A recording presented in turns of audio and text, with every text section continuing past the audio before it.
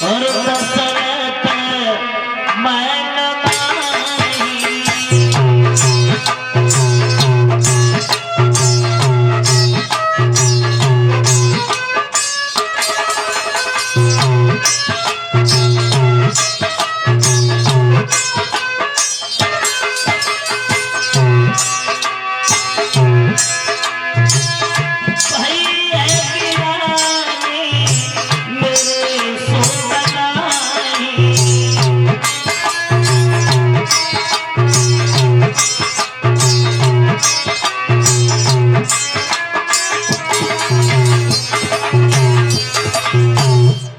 एक बार दशरथ बन माही, भैया गिलाद मेरे सुत नाही। एक बार महाराज दशरथ को चिंता हुई। कौन सी बार हुई? वो बार कौन सा था? भक्तों, वो सोमवार था कि मंगलवार था कि बुधवार था कि गुरुवार था? वो बार कौन सा था जिस बार को महाराज दशरथ को चिंता हुई? एक बार महाराज दशरथ जो है शिकार खेलने के लिए वन में गए। और जब वन में शिकार खेलने के लिए गए हैं तो वो जब वन में काफी दूर निकल गए तो एक हिरन मिला और उस हिरन के पीछे भागने लगे हैं। धनुष बाण लेकर के पीछा किया, भागते भागते काफी दूर निकल गए। तो जब हिरन को थक करके खड़ा हो गया तो मानव की भाषा में आवाज देने लगा। क्या बोला? दशरथ, तुम हमें मार नहीं सकते। क्यों? क्योंकि हमें वरदान मिला है। क्या वरदान मिला है? तो वो हिरन कहने लगा महाराज दशरथ से कि जिन राजा के और सुतनाएं होई, से मेरा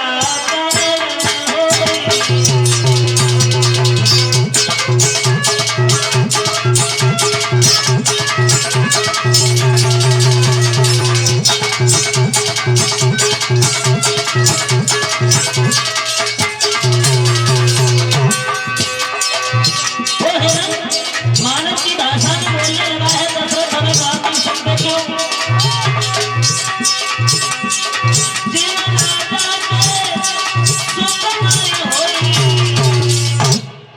महाराज परीक्षित वो हिरन मानव की भाषा में कहने लगा महाराज दशरथ से कि उनसे मेरा मंगल होई, उनसे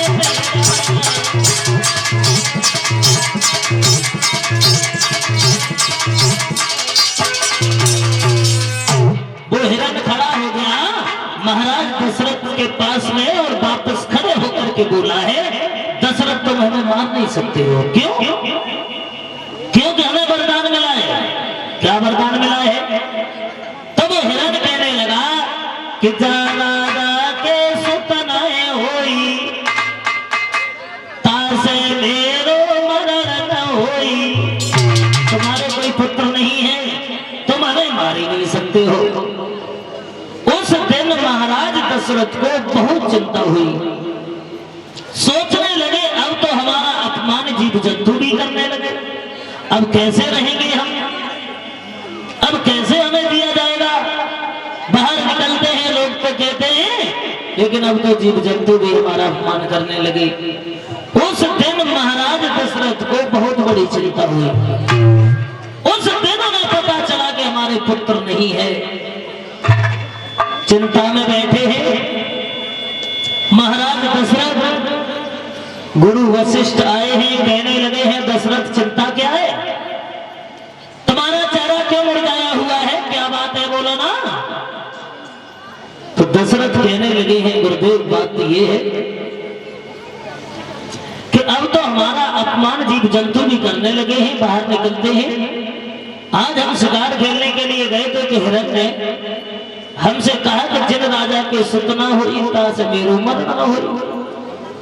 तो अब तो हमारा अपमान जीव जंतु भी करने लगे। अब कैसे ये जीवन जिया जाएगा?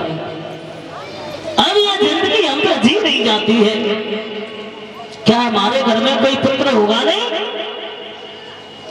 वशिष्ठ कहने लगे होगा, चिंता नहीं करो, लेकिन अभी नहीं, कब होगा? तो कहने लगे वशिष्ठ महाराज दशरथ से, तुम्हें नहीं पता है, धीरज धरो। और बोले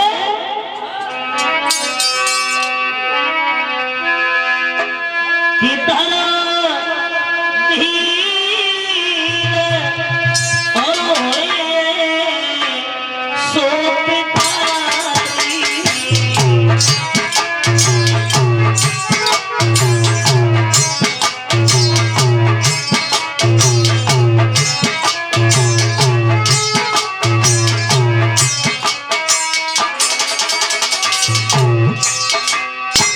कहने लगे दशरथ से, धीरज धरो, एक नहीं, तुम्हारे घर में 4-4 बालक पैदा होंगे।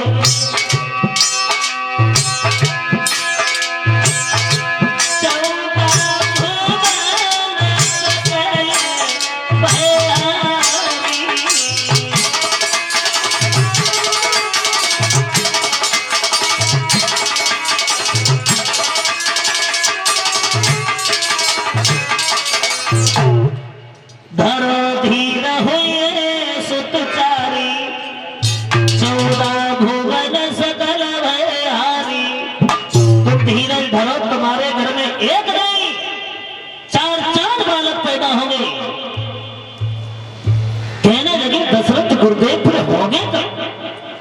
वैसे भी शरीर पर वृद्धावस्था है, बुढ़ापा आ गया है, कब होंगे? तो कहने लगे हैं वशिष्ठ, चिंता नहीं करो, तुम एक ही कर पाओ और श्रृंगी ऋषि को बुलाओ।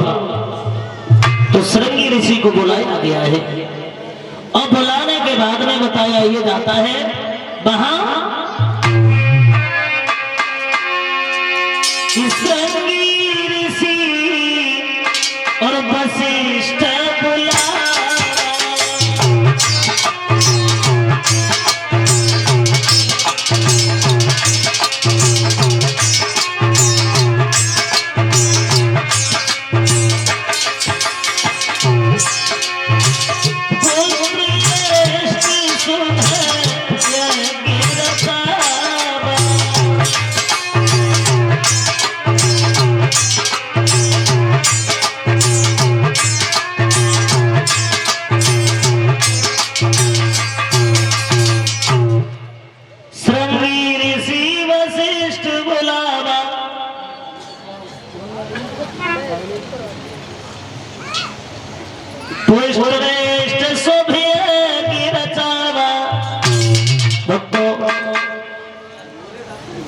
इधर श्रृंगी ऋषि जो है,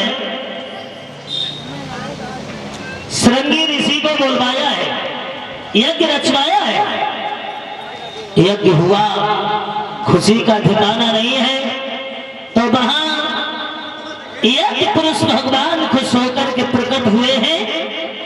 एक खीर का कटोरा हाथ में है, खीर का कटोरा लिया और लेने के बाद में महाराज दशरथ के हाथों पे दे दिया और कहा है महाराज दशरथ से, दशरथ ये खीर जो है अपनी तीनों रानियों को बारी बारी से खिला देना, बारी बारी से।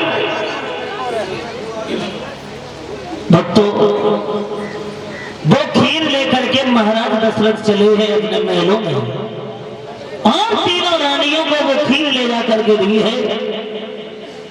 आधा भाग दिया है कौशल्या को, क्योंकि कौशल्या बड़ी थी, और आधी खीर में से आधा आधा भाग सुमित्रा और कैकेयी को दिया है। बारी बारी से खीर खिलाई। बताया ये जाता है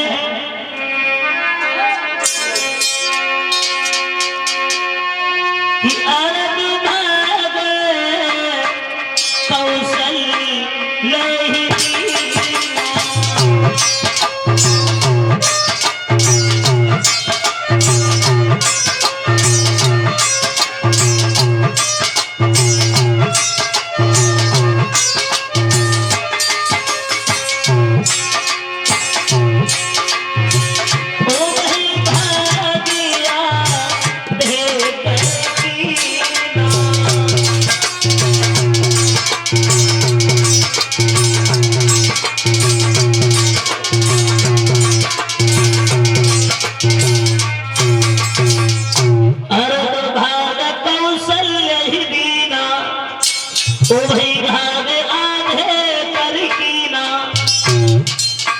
आधा भाग कौशल्या को दे दिया है। आधी खीर जो बची है उसमें से आधा आधा भाग सुमित्रा और कैकेयी को दे दिया है। इधर हुआ क्या है, तीनों रानियों को बारी बारी से खीर खिलाई है और जब खीर खिलाई है, खीर के खाने से कौशल्या सोचने लगी आधा भाग हमारे पास में है और हमसे छोटी है सुमित्रा और कैकेयी, तो क्या किया है उसमें से आधा भाग लेकर के सोचने लगे यदि सुमित्रा को देते हैं तो ठीक नहीं है। कैकेयी सोचेगी अपनी बहन को दे दिया, तो आधा भाग लेकर के कैकेयी को दे दिया।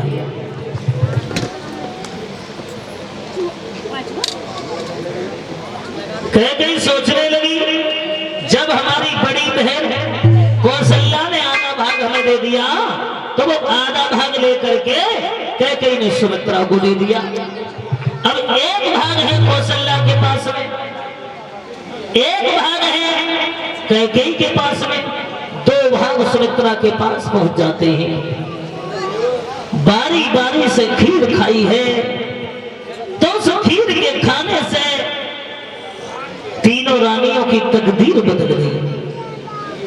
भक्तों, जब थोड़ा समय व्यतीत हुआ है, महाराज दशरथ के घर में खुशी का दिन आया है, तो हुआ क्या, होना क्या था बताया ये जाता है।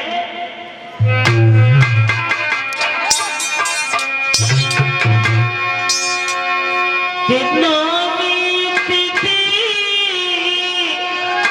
और मखदा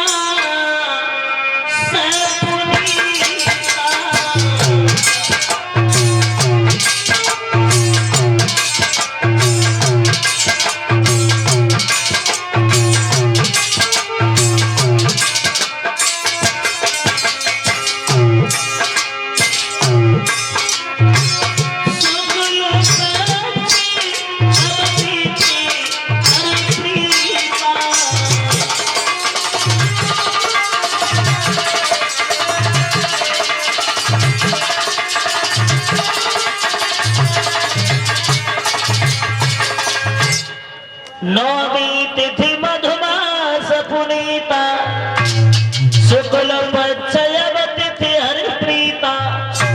नौमी तिथि कौन सी नौमी को, चैत के महीना की नौमी को नौमी तिथि मधुमास पुनीता। मधुमास महीना के मध्य में, चैत के महीना के बीच में आधे चैत की बात भगवान श्री राम का नौमी को महाराज दशरथ ने